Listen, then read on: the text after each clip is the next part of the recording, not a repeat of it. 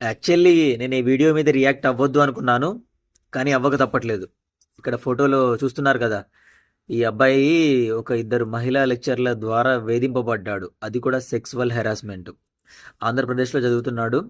మరి ఆ లెక్చరర్కి ఇతని మీద దుర్బుద్ధి పుట్టిందో ఏమో తెలియదు, కానీ ఇతను అంటే ఇష్టం కావచ్చు మేబీ. అయితే ఇతనికి ఇష్టం లేకుండా ఉన్నాడు ఆమె అంటే. అయితే ఆమె ఏమన్నదంటే, "నువ్వు నన్ను ఐ మీన్ లవ్ చేయకపోయినా, నాతో ఎలాంటి అటాచ్మెంట్ లేకపోయినా నీకు మార్క్స్ తక్కువగా వేస్తాను, నిన్ను ఫెయిల్ చేస్తాను" అని చెప్పింది. అతను ఇలాంటివన్నీ కొంచెం మెంటల్ ప్రెషర్గా భావించి చివరికి సూసైడ్ చేసుకున్నాడు. మంచోడే. పిచ్చివాడు సూసైడ్ చేసుకున్నాడు. ఏదేమైనా సూసైడ్ చేసుకోవడం అనేది చాలా బాధాకరమైన విషయం.